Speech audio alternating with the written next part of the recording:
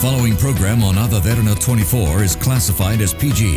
It is intended for younger children in the company of an adult. It may contain some suggestive dialogue, infrequent coarse language, some sexual situations, or some moderate violence. Viewer discretion is advised.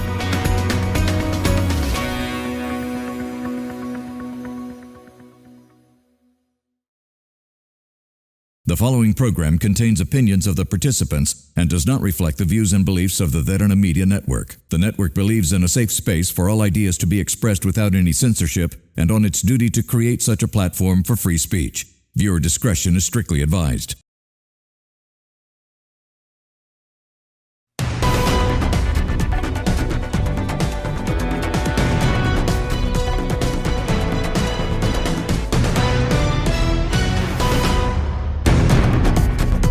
Hello and welcome to TPS, a forum that we have carefully curated to answer the questions that you as a general public have for our people in power. So today as well, we are here to have a very fruitful discussion on to current affairs of Sri Lanka, where our country is headed, and most importantly, to answer the question, what if?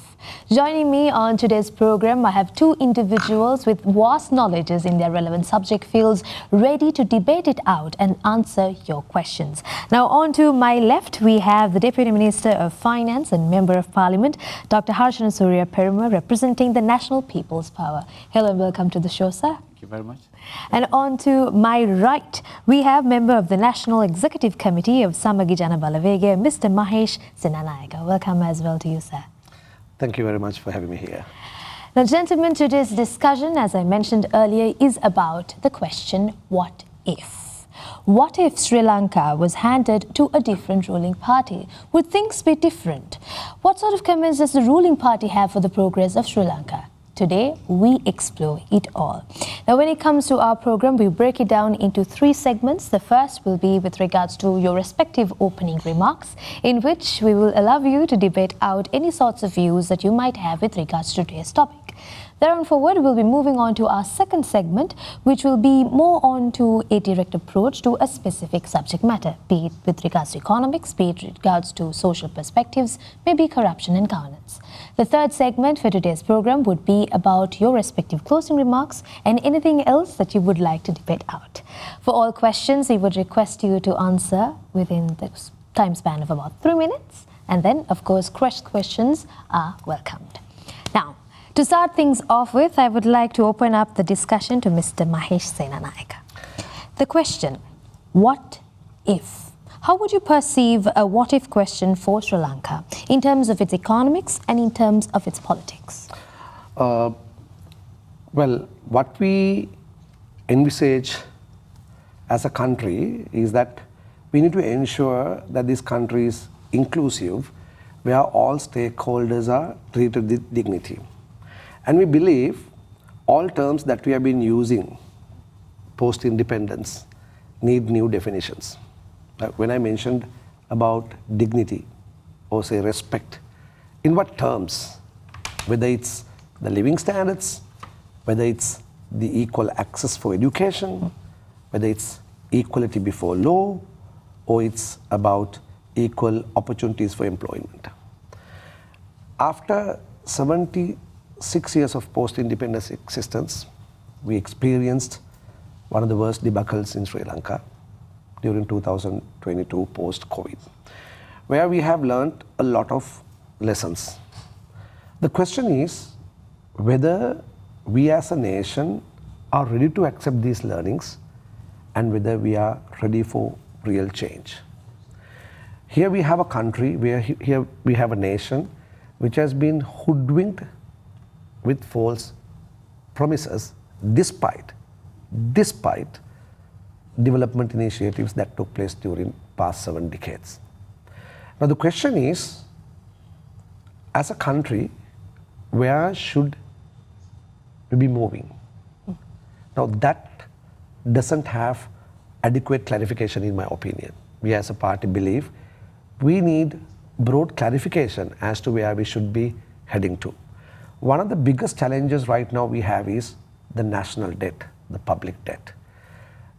True, the public debt has been restructured, giving us some room, some breathing space until 2028 under the IMF program. But has there been healthy discussion, be it in government or be it in opposition or be it anywhere? Have we created a healthy discussion as a nation as to how to face the bulking debt?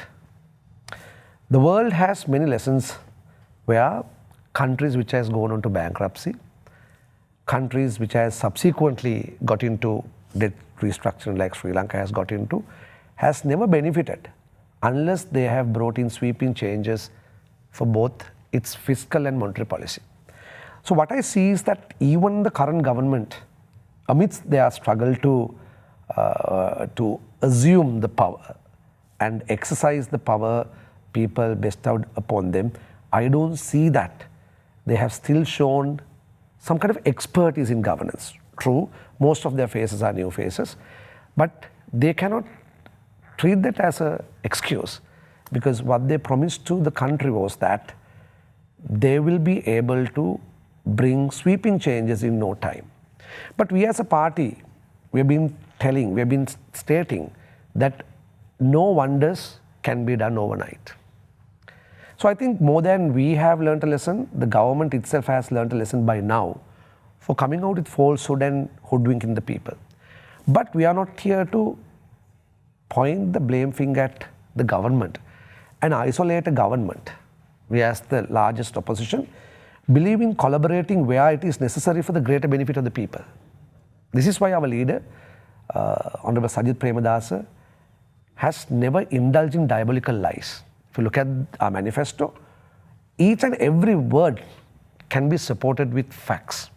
So we believe if the government is affected, if the government in power cannot run the country, it should not leave room for collapse of the total country.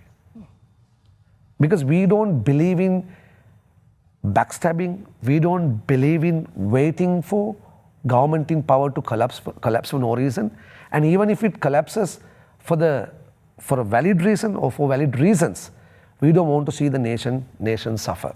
This is why we believe in inclusiveness.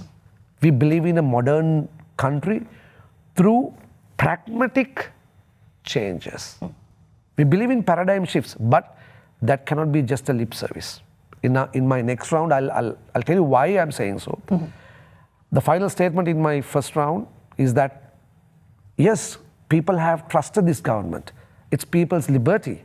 And it was their liberty to come out with various claims to grab power, which is not wrong. But whether it is morally or ethically correct is yet to be seen, or at least within these 3 months, a government with 2/3 majority has proved some of the statements that they made, some of the remarks, popular remarks that they brought up were not based on ethical and moral ground.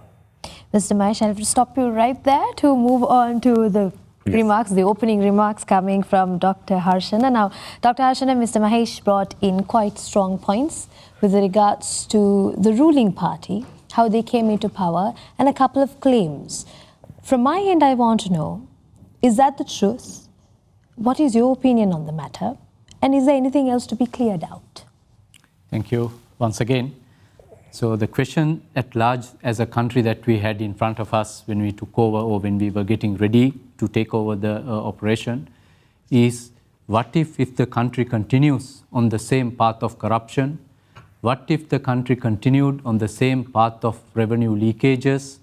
What if the country continued on the approach of politicians indulging on the handout culture, going to schools, handing out stuff, bags of cement, giving a bus to schools, and as some of their own members said, these funding were not through transparent channels, casino moguls were funding them. What if those things continued as a nation? Where would we be today?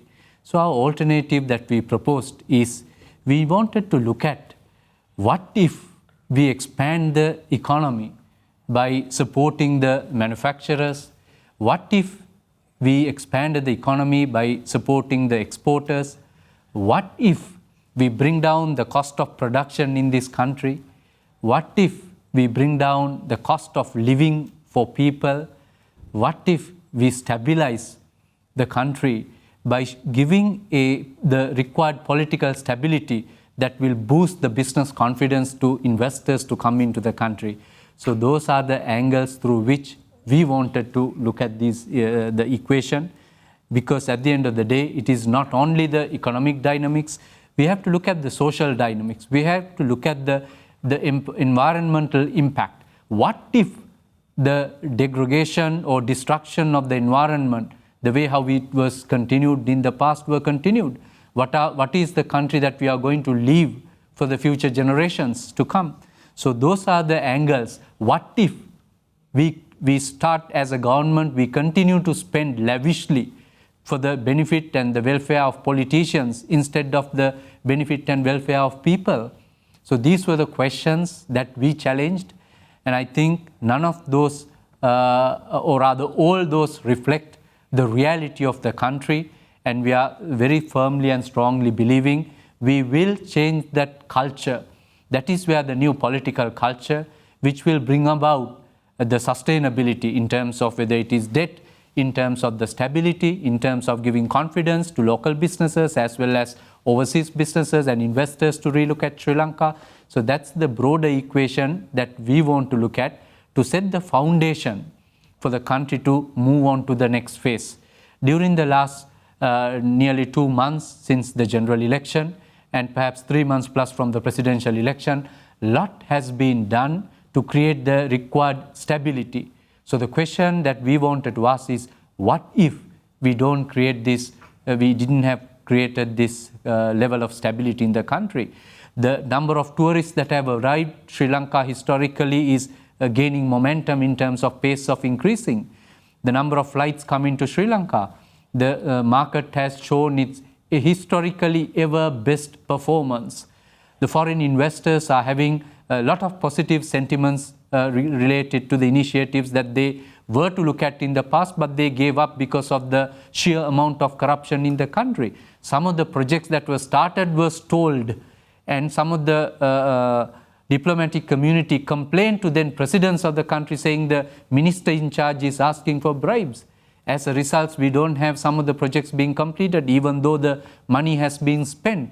So a lot has to be done, and we have inherited a system which we were fully aware that's the path we are going to take. So we are going steadily, and we are moving very well. We've got a lot of support from some of the officials in the government, but some are yet to come on board in terms of the approach that we are taking, because for some people it is little difficult how we are performing without a political, rather benefit-seeking kind of an approach, instead country-first kind of an approach. It is a question for some of those senior officials also, but I'm sure many have adjusted to the new system. Some will be adjusting. We expect others will also getting themselves adjusted and accustomed to this new approach, where everyone will work towards for the benefit of the people, for the benefit of the country. So we create hope for youngsters, hope for entrepreneurs, hope for businesses, hope for pensioners, hope for people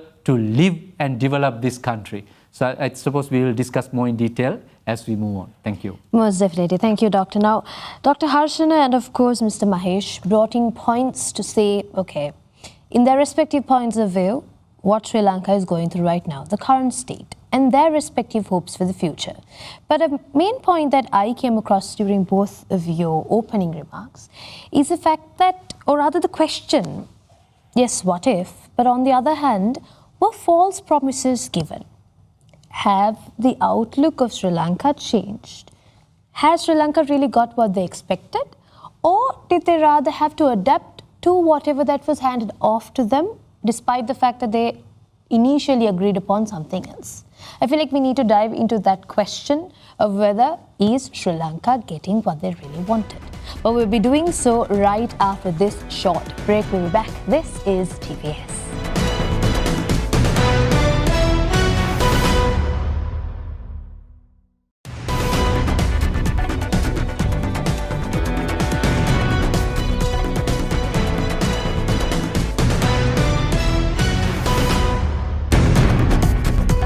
Welcome back to TPS. Now, right before the break, we were talking, or rather answering the question, what if? Now, we're about to dive into a sub-question of the what if genre, is whether Sri Lanka really got what they answered for. Is this what we wanted? Were we shown something else and delivered something else? Has there been a mix-up in delivery? We'll be answering those questions right now. So since Mr. Mahesh, you brought forward the point that the ruling party, the current ruling party, brought in a lot of promises, a lot of prospects, prosperity for Sri Lanka during their campaigns, in their manifestos. In your opinion, have they delivered? Well, flatly, as a member of an opposing party, I would say no. But you would recall in my initial remarks, all fairness to a young government, I stated that the priority is to understand the challenges we have ahead. But I don't know whether the current government is humble enough to echo what we say, because we have not seen that they are ready to accept, yes, there are challenges, right? They are not ready, or they are not seemingly agreeing with the fact that there are challenges. I mean, you need to be humble, down to earth when you face an issue. But why can't they assume that kind of mentalities? Because they have never been humble. They never been able to understand the challenges country had during past 76 years. I'll tell you why I'm saying so. So our approach, like I proved in the initial first round, that we are not here to blame, but we are surely here to represent the people and point out issues, areas that government should not neglect.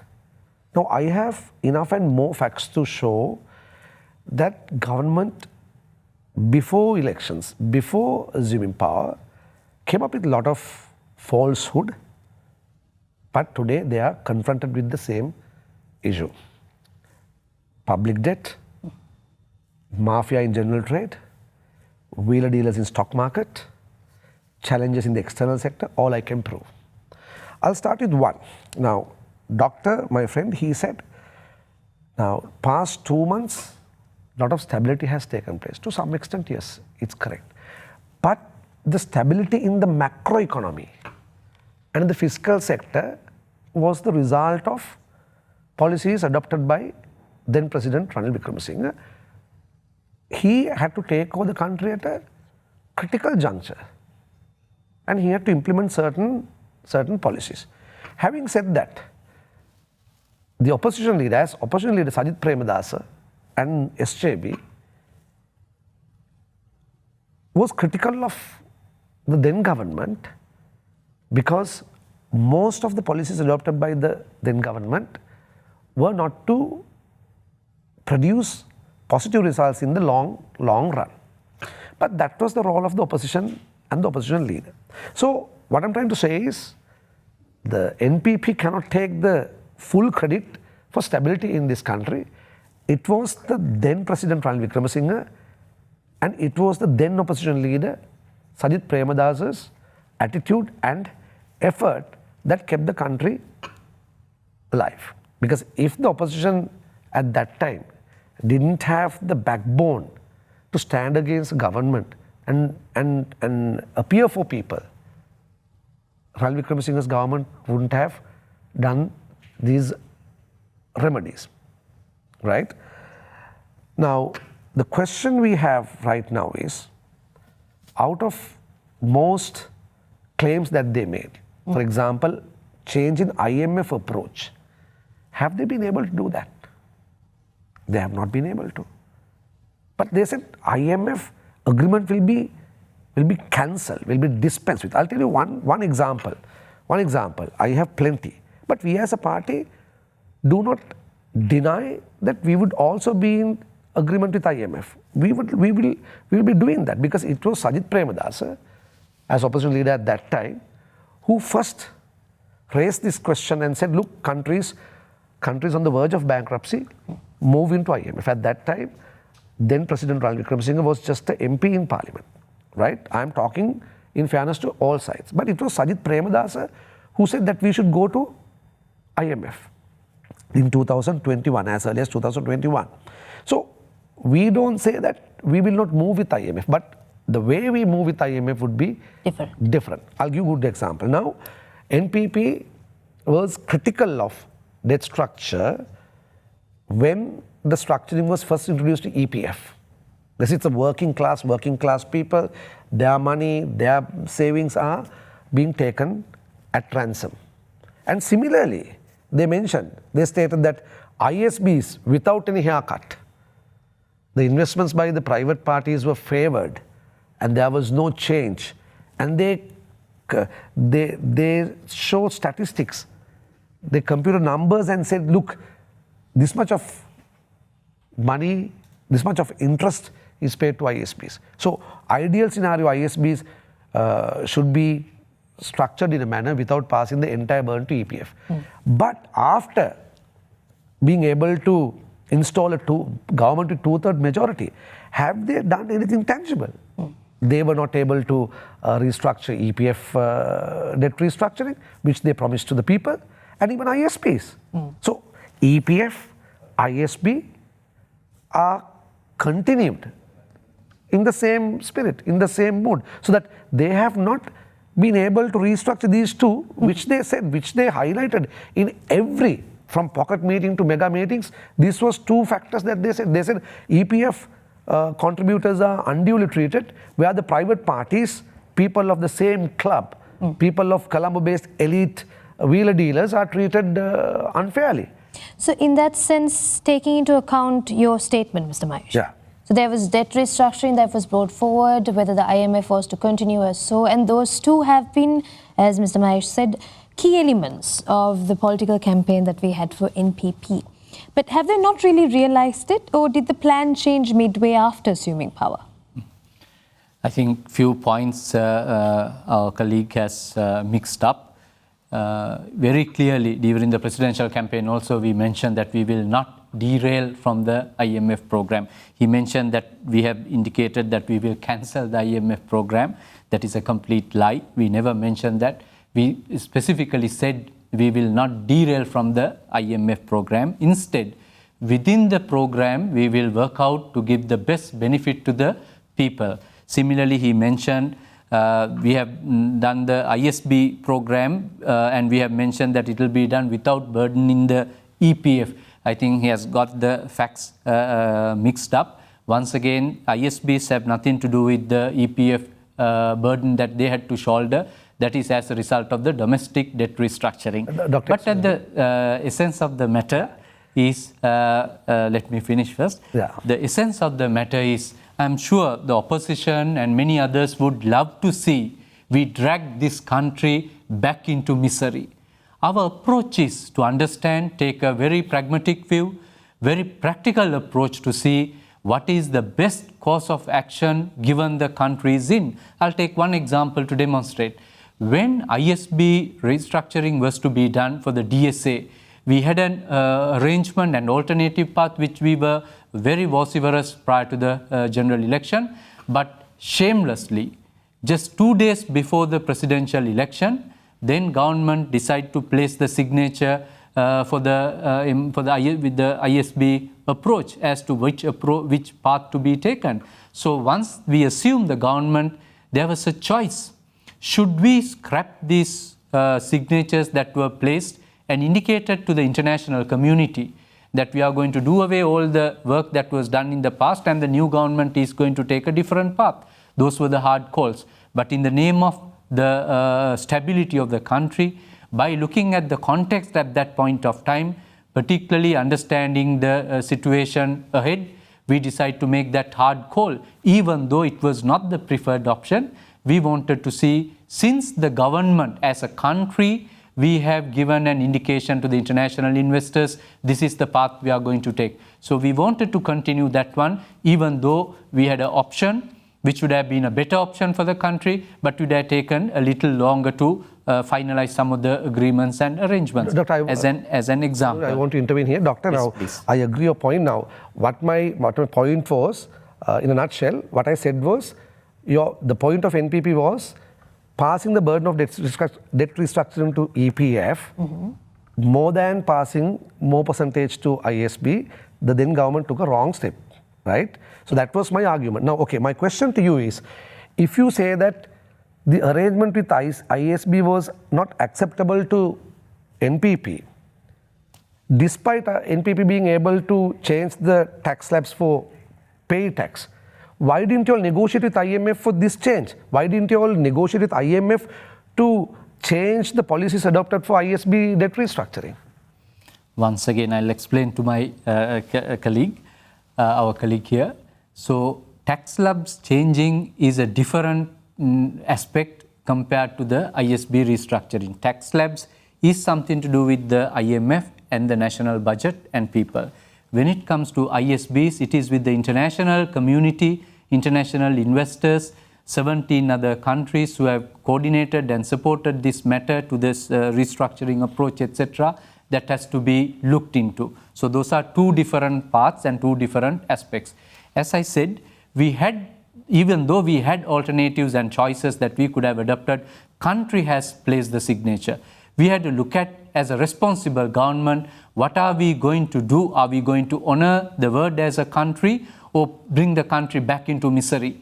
So it was a hard call. It was not the easiest choice to make. But by considering a lot of alternatives and approaches, we decide to continue and honor the word that the previous government has given to the international community and investors. Otherwise, there would be a lot of instability again. So the best way would have been for the previous government not to sign shamelessly 2 days before the presidential election. They could have waited for 2 more days and we could have made our own approach or continued with the approach that we advocated. Having said that, the so-called wrong approach, your own approach? I will focus a little bit. You mentioned that we have not delivered on the promises that we gave. If you look at our manifesto, it is a manifesto that was designed for a 5-year period.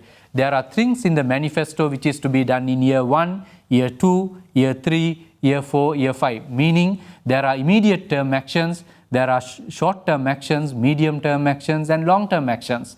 So if somebody is getting confused with the long-term actions that have not been delivered yet, whereas our focus is in the short term and the immediate term is to address the concerns or the promises that we mentioned we will deliver. For example, one of our priority action is to bring down the cost of living, bring down the interest rates, stabilize the exchange rate, attend to our reserves, stabilize the economy, provide relief to much needed people. So those are immediate action points that we advocated in our manifesto, in our economic policies, etc. As of now, many of them are delivered either fully or to a significant level. Now, if we look at some of the short-term items that we wanted to look at, the progress in terms of government institutions, the processes has to be re-strengthened because the government staff members, their abilities were not used. They were politically victimized, they were not able to perform the duties of the government, etc. So the short term is to fix those processes, approaches. I'll give another example. Now, the former government 6-7 months back decided to make some changes, introduce new import-export regulations and prepared the gazette, but it was never tabled in the parliament. But as a result, what has happened, 34 new items have been brought into added verification by the Sri Lanka Standard Institution. But the path to get it done was never fixed. So they were giving always half-baked solutions to our problems. So as a result, in the customs, if you look at now, there's a delay. Why? Because a gazette was brought in. However, the process, the system to deal with it was not fixed in. Whereas our objective as the government is to work with these institutions, get the expertise of the respective members of these institutions, and to bring solutions to these problems, which we are actively pursuing as of now. Not only that, the agricultural sector, the debacle that we had in terms of the paddy and rice in the country, the warehouses or the storages were left abandoned for several decades. So this is a country that has been ruined and it is in debris in a level that it's very difficult to restore. However, our team the people, the spirit, the passion, everything put together, we are doing at an accelerated phase to make sure within the next few months those issues will also be addressed to provide the relief to people. Now, Dr. Harshana and Mr. Mahesh, of course, the fact of the matter is whether the long-term goals for the general public have been misguided in a direction as to whether they were to be assumed to be our short-term goals. So what Dr. Harshana mentioned was the fact that, okay, maybe there was a bit of a confusion between the long-term goals and the short-term goals. And then, Mr. Mahesh, your argument was the fact that, okay, regardless of what they said they'll do when it comes to power, have they really done it?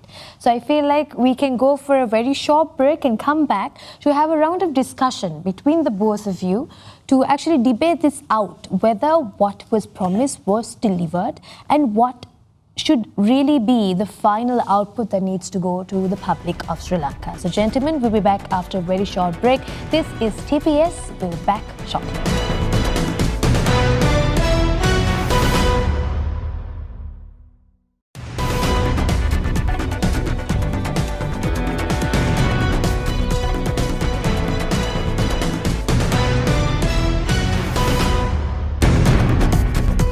Welcome back to the final segment of TPS. We're currently in conversation with Mr. Mahesh and Dr. Harshana with regards to the current status of Sri Lanka.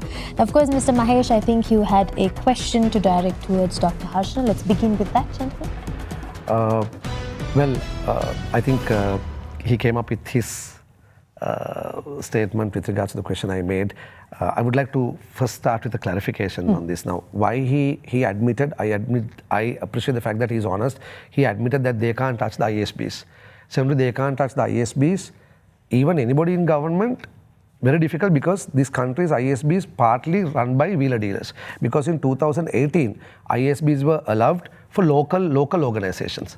It was originally only for foreign individual buyers, but later it was open for local organizations. He has been in SCC. I know better than me, he knows how the wheeler dealers work, right? So that is why they can't touch, because some of these investors, mostly local investors, fund political campaigns as well. Now, in the same vein, now they have not been able to handle the rice mafia. Now, have you ever seen in this country an executive president calls for rice millers, the rice traders, to come to his official secretariat and ask at what price that they can sell most consumed rice, Nadu, and this red samba, whatever, right? I mean, he himself said he was surrounded by so many economists. So didn't he have an economist to take to that meeting and negotiate with the rice mafia? Why I'm saying so is, if you give me a minute, now why they have failed to handle rice mafia is, in Sri Lanka, when paddy is bought, usually it's bought at 80 to 85 rupees for yellow maha. So for you to produce one kg of rice, you need 1.5 kilos of paddy. So if it is 80, for you to 80 per paddy kilo, for you to produce 1 kilo of rice, you need 120 rupees as your cost. So gross profit, you leave another 30%, right? You can easily sell a kg of Nadu or Ratu Kakulu at 160, 170. But today it is sold at 230. Now my question, why can't government handle this? What happens? What happens is that these traders are the wheeler dealers. They manipulate Sri Lanka's economy. They push their stocks to the innocent, unsuspecting public who will buy in bulk thinking there will be a shortage. And on the other hand, they go to the government and they will ask for import of rice saying there is a shortage. So the government gets scared and they allow imports. So once the import happens before the Yalla season, what will happen is they will be able to use the low price imports to manipulate the market again, and they bring down the imports at a lower cost and sell at the retail price. So would a government really be in that aspect? No, I mean, you're an accountant. Yeah. You know the accounting numbers. Paddy is bought at 80 rupees. You need 120 rupees to produce 1 kg of rice. So sold at 230. Tell me where on earth you will see this kind of accounting or this kind of math. Simple. So they have not been able to do that. So that's what my question is. Now, NPP came into power Yeah. at a time where Sri Lanka was genuinely fed up of corruption and biasness. We wanted a government to be fair to all, to be equal to all. Now, to bring forward the point that Mr. Mahesh brought with regards to the rice mafia, Yeah. knowing that such a situation is going through, what are your thoughts, Doctor? Can a government be this gullible, according to Mr. Mahesh's claim? Simply, let's forget all technical ISB, ZPF. I want a good answer for this. I will. First, Mahesh, you mentioned that ISBs we couldn't restructure. Did I get it right? Because majority of them were owned by locals. Did I get it right? That is why we were not able to. No, it's a mix of locals and foreigners, foreign individual buyers and local institutions. I think it's a complete misunderstanding of what these economic dynamics that we are talking of. ISBs are not majority held by locals. Majority is held by foreign. No, it is completely wrong. Perhaps you have mixed up with something else. No, Doctor. So Doctor, I mentioned mixed. To have a good understanding. Doctor, I have full understanding. Surprised why this country is in this stage. Doctor, so if you approach issues with this nature without proper understandings on the dynamics, what is the underlying concept, who are the holders of these instruments, and he was mentioning the word wheeler dealers also. That is why we were not able to accept this one. That is complete lies, complete lack of understanding of these instruments. ISBs were sold in the international markets, allowing some of the local banks to buy them where appropriate as well. There is a smaller percentage held by the by the banking community, not individuals, unfortunately, but when it comes to the international community, yes, there were some individuals, overseas investors holding them.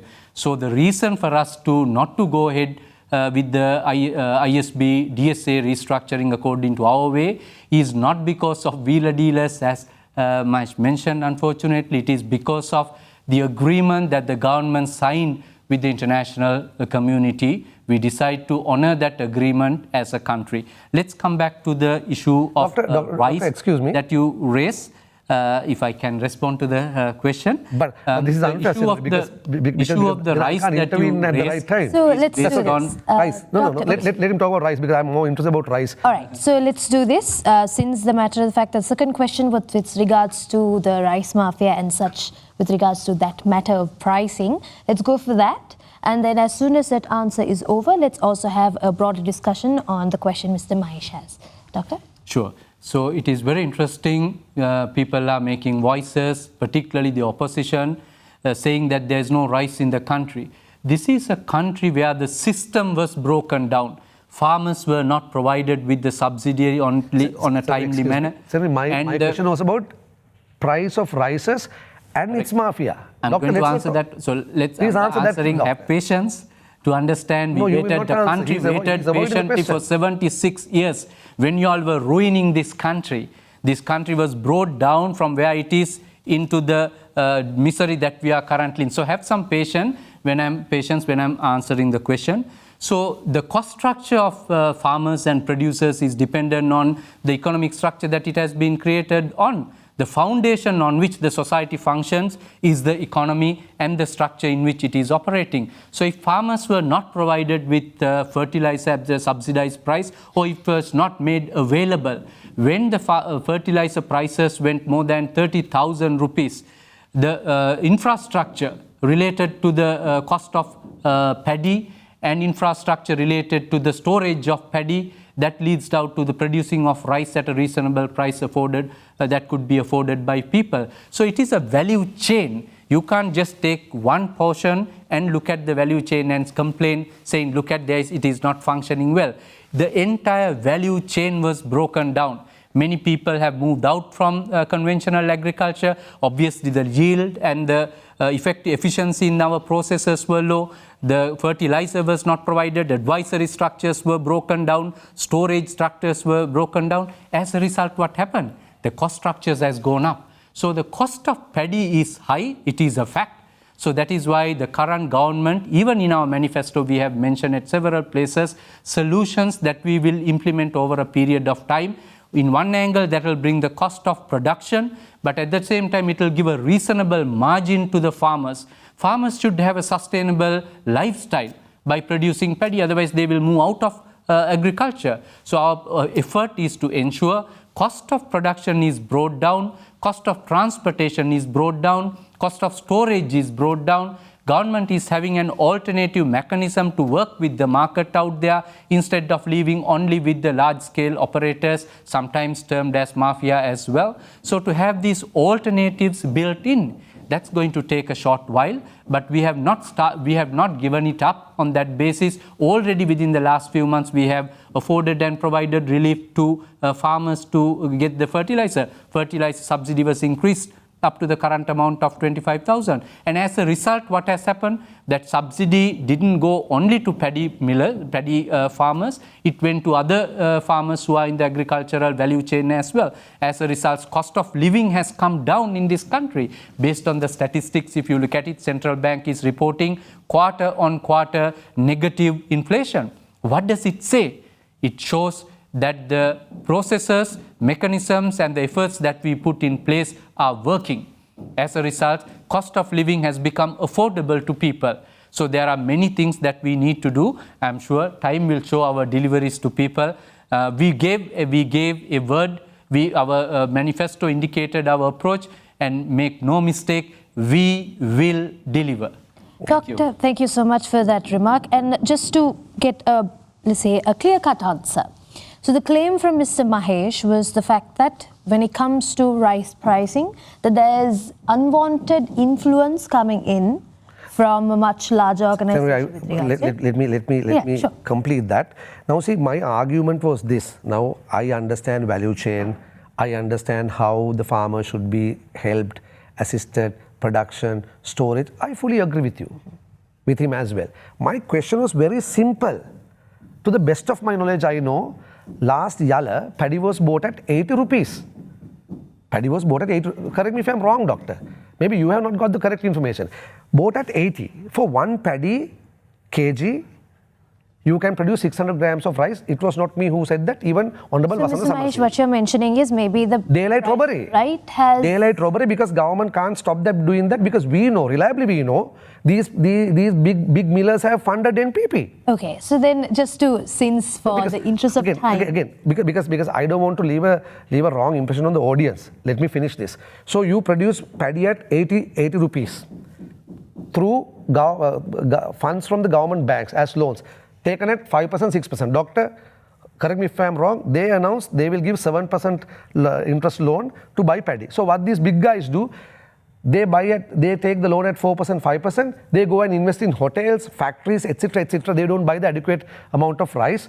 Even if they buy, they don't give a fair price to the farmers. So my argument was, if 1 kg rice can be produced with 1.5 kg of paddy, and 1 kg of paddy is 80, how much you want?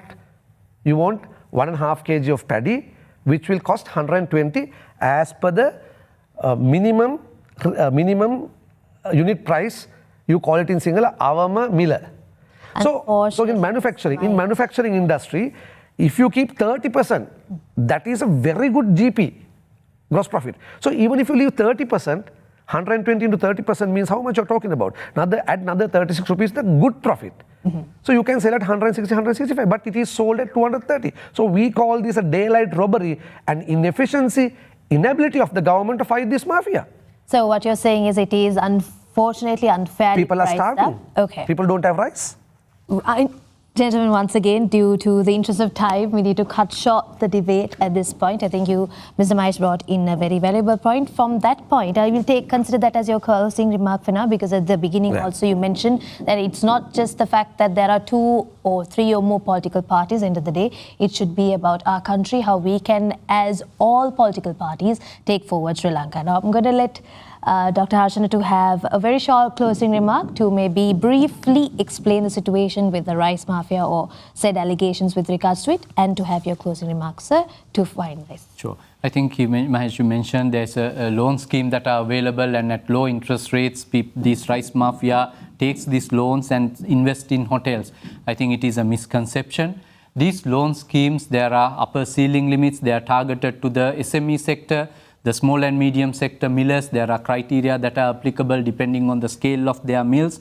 So large-scale millers can't take these subsidized loan schemes by the government. So that's a misconception. I'll correct you there. But having said that, there was not enough done in the past during the last so many years to support this value chain that is out there, allowing the farmers to have a sustainable lifestyle, sustainable pricing, sustainable business model. As a result, these systems have broken down. That is why it has led the previous governments were watching when mafias were created out there, whereas our approach is different. We are intervening at the right point to ensure in the supply chain what are the areas that need to be fixed in order to provide good value to farmers, decent margin and profit to farmers, but at the same time affordable prices to consumers as well. So it will be attended as we speak. Things are being done. In January, early January, we already start dispersing the loan scheme at 7%. Millers can take it. So this should bring down the pressure on the system. It should support the value chain as well. So I'm sure things will be done.